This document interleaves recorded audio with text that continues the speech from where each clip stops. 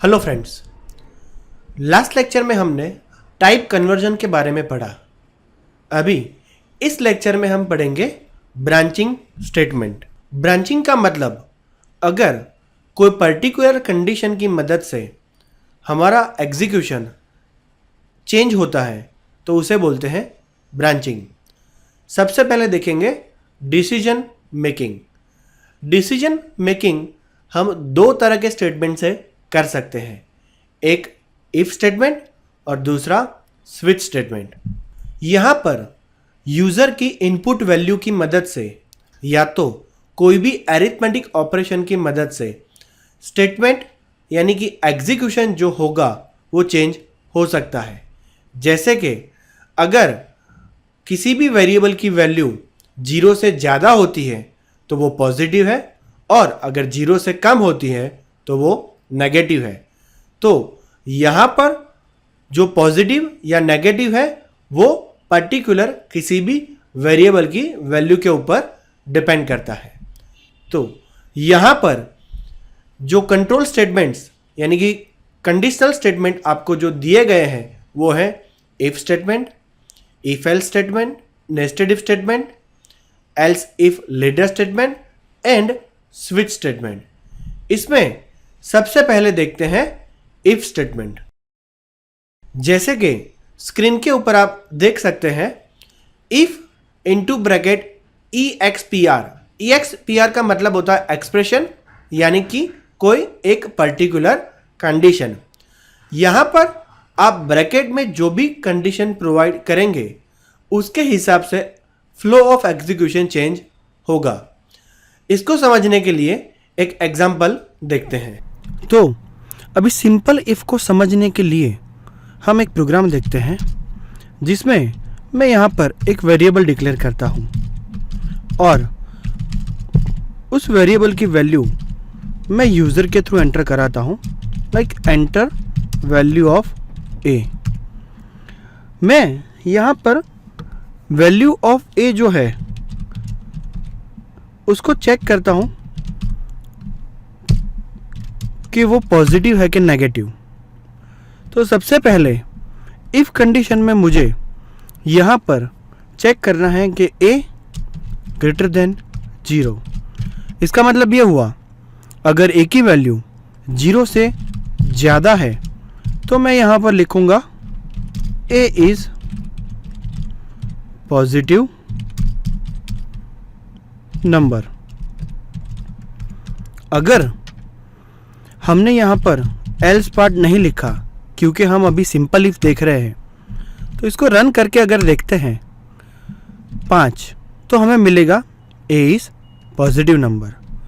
लेकिन अगर मैं इसको रन करके कुछ माइनस वैल्यू एंटर करता हूँ तो हमें यहाँ पर कुछ भी नहीं मिलेगा क्योंकि हमने इसका एल्स पार्ट देखा ही नहीं है। तो इसी प्रोग्राम के अंदर अगर हम एल्स पार्ट को इंक्लूड करते हैं और मैं यहाँ पर एल्स पार्ट में लिख देता हूँ a इज़ नेगेटिव नंबर, इसका मतलब ये हुआ कि अगर इफ़ की कंडीशन सही होती है तो उसका जो बॉडी ऑफ द पार्ट होगा a इज़ पॉजिटिव नंबर, और अगर कंडीशन गलत हुई तो एल्स वाला बॉडी पार्ट एग्जीक्यूट हो जाएगा। तो रन करके अगर देखें मैं कुछ माइनस वैल्यू एंटर करूं तो मुझे यहाँ पर एल्स वाला पार्ट दिखेगा। तो इस तरह से हम simple if and if else को एग्जीक्यूट कर सकते हैं। इफ कंडीशन के साथ हम यहाँ पर रिलेशनल जो ऑपरेटर जो ऑलरेडी हम प्रीवियस लेक्चर में देख चुके हैं, तो रिलेशनल ऑपरेटर को इफ कंडीशन में आप यूज़ कर सकते हैं।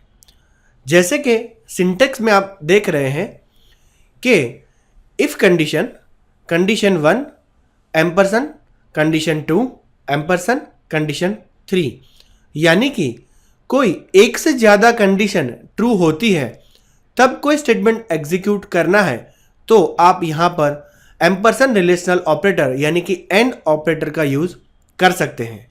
उसके बाद अगर आप और ऑपरेटर यूज़ करते हैं लॉजिकल और, तो इसमें मल्टीपल कंडीशन में से कोई भी एक कंडीशन ट्रू होती है तो आप एग्जीक्यूशन को आगे ले जा सकते हैं। जैसे कि स्क्रीन के ऊपर आप एक एग्जाम्पल देख सकते हैं जिसमें अलग अलग तरह के वेरिएबल RAM_4, RAM_100, RAM_400 जिनको अलग अलग वैल्यू असाइन की गई है। इफ कंडीशन में आप देखेंगे कि RAM_4 double equal to 0 and RAM_100 not equal to 0 और RAM_400 डबल इक्वल टू 0। जहां पर एंड ऑपरेटर यूज हुआ है वहां पर दोनों कंडीशन सही होनी जरूरी है और जहां पर और ऑपरेटर यूज हुआ है वहां पर दोनों में से कोई एक कंडीशन ट्रू होती है तो वो एग्जीक्यूशन को आगे मूव करेगा।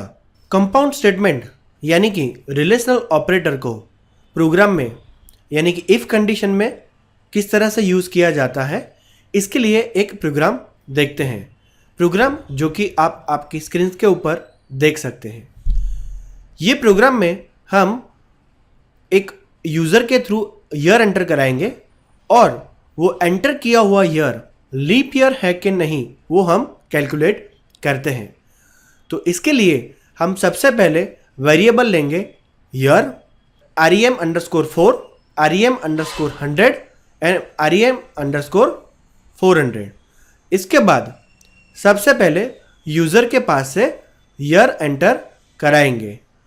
ईयर को 4 के साथ मॉड्यूल करने के बाद जो भी रिमाइंडर बचता है उसे स्टोर कराएंगे RAM_4 में। ईयर को 100 के साथ मॉड्यूल करने के बाद जो भी रिमाइंडर बचता है उसे स्टोर कराएंगे RAM_100 में एंड ईयर को 400 के साथ मॉड्यूल करने के बाद जो भी रिमाइंडर बचता है उसे स्टोर कराएंगे RAM_400 में। फिर ये वेरिएबल को लेके इफ कंडीशन बनाते हैं कि if RAM_4 double equal to 0 and RAM_100 not equal to 0।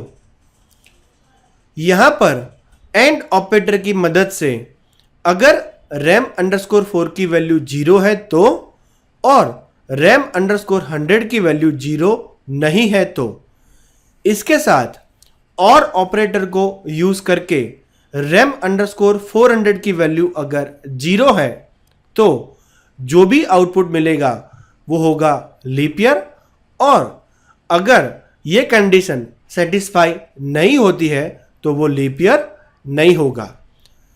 अगर इस प्रोग्राम को रन करके देखें तो आउटपुट कुछ इस तरह से मिलेगा। फर्स्ट हमें यहां पर एक ईयर एंटर करना होगा। अगर मैं एंटर करता हूं 2004 तो वो होगा लीप ईयर। अगर फिर से रन करके मैं कुछ और ईयर एंटर करता हूं लाइक 2005 तो it is not a leap year.